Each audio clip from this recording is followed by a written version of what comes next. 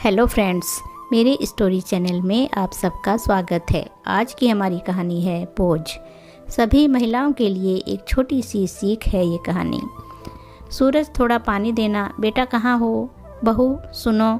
सुनिए जी, सूरज के पापा कहाँ हो आप?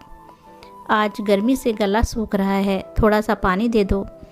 विमला जी बिस्तर पर पड़े पड़े अपनी टूटी फूटी आवाज़ में चिल्ला रही थी, पर कोई उनकी आवाज़ सुन ही नहीं रहा था। शायद सब बिजी होंगे।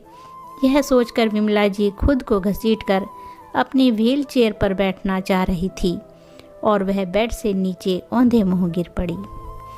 उनके मुंह से चीख निकल गई, जिसे सुनकर सभी अपने अपने कमरों से निकल कर आ गए और उसे गिरा हुआ देखकर सूरज और उसके पापा ने उसे उठाकर ऊपर बेड पर लिटाया। बहू नेहा भी जल्दी से पानी ले आई। अभी विमला जी अपने इतने अच्छे परिवार के लिए खुश हो ही रही थी कि सूरज के पापा की गुस्से से भरी आवाज़ गूंजी।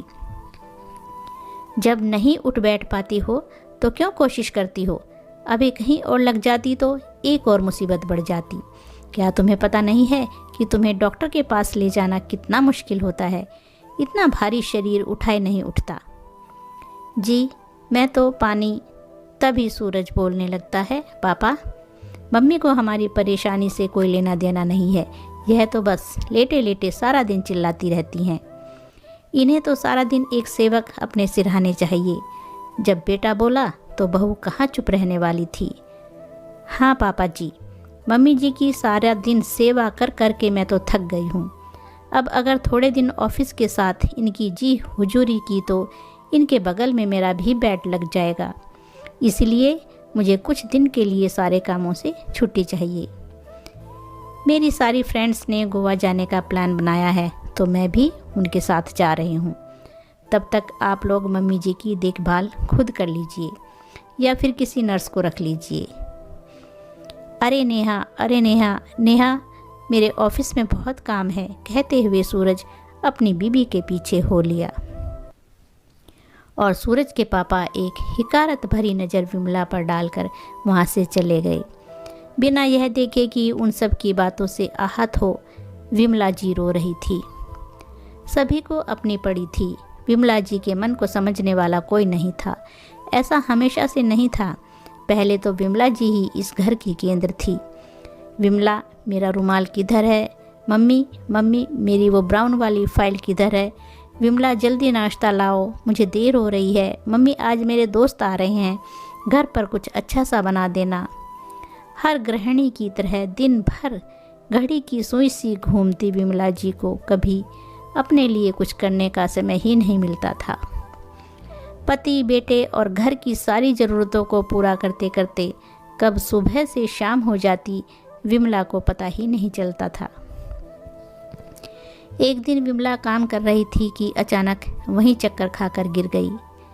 आनन फानन में सूरज और उसके पापा विमला को डॉक्टर के पास ले गए। डॉक्टर ने चक्कर आने की वजह ब्लड प्रेशर बढ़ा होना बताया और विमला को दवाई के साथ अच्छा खान पान, सुबह की सैर के साथ वज़न कम करने और खुद का ख्याल रखने की हिदायत दी, जिसे विमला ने एक कान से सुनकर दूसरे कान से निकाल दिया।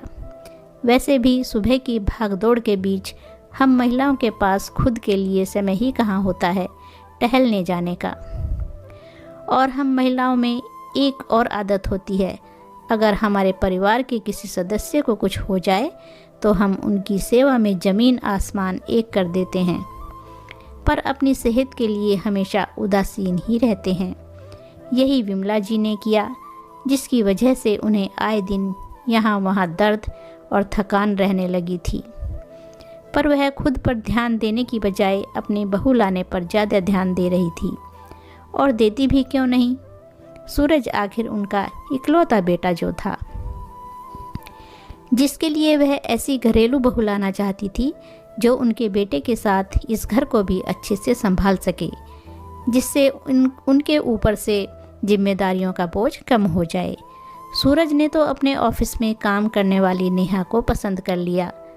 अब बच्चे की जिद के आगे किसकी चली है?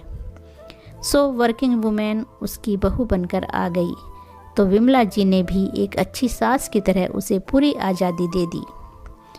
और उसके हिस्से की जिम्मेदारी भी खुद ही संभाल ली और सुबह से शाम तक के घर के कामों में खटती रहती।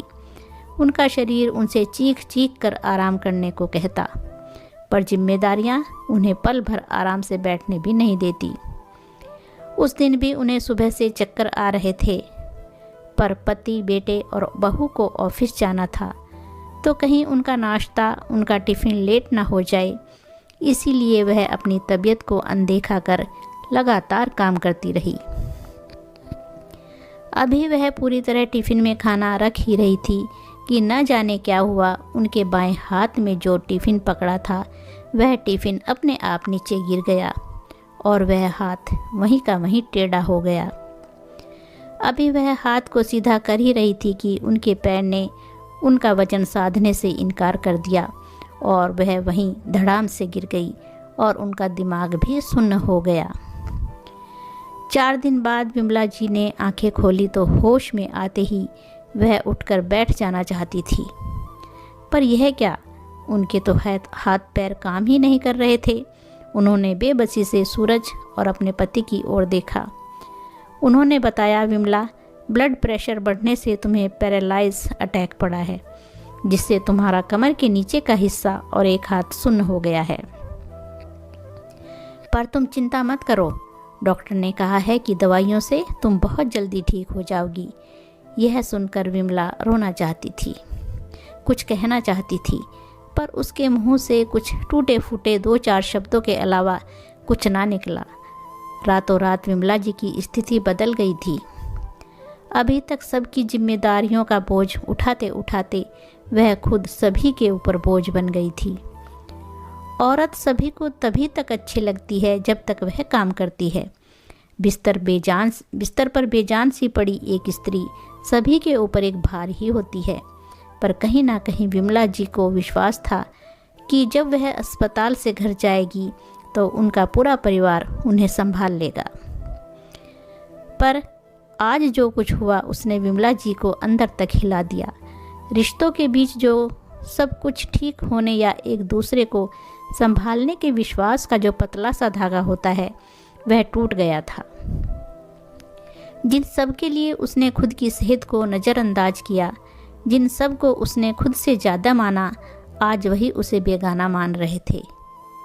उसके हाथ पैर चलना बंद क्या हुए, सभी ने उसे अपने मन से दूध में पड़ी मक्खी की तरह निकाल दिया। कितनी मतलबी है यह दुनिया। विमला जी ने कपकपाते हाथों से अपने आंसू पोंछे, पर हाथों में जान ना होने से आंसू पोंछ ही नहीं पाई, ना आँखों के ना मन के। हम अक्सर खुद से ज़्यादा अपने घर परिवार का ध्यान रखते हैं, जिसके चलते अपनी सेहत को ही नज़रअंदाज कर देते हैं। पर याद रखना बहनों, जब तक हमारा शरीर स्वस्थ है तभी तक लोग हमें पसंद करेंगे। जिस दिन उठने बैठने लायक ना रहे, हमारे अपने ही हमारी मरने की दुआ करेंगे। इसीलिए सभी जिम्मेदारियों के साथ अपने खुद के लिए जिम्मेदारी ना भूलें। सबके साथ साथ अपना भी थोड़ा सा ख्याल रखें। तो बहनों और फ्रेंड्स और दोस्तों, कैसी लगी ये कहानी? अगर अच्छी लगी है तो लाइक और शेयर ज़रूर करना और चैनल को सब्सक्राइब करना।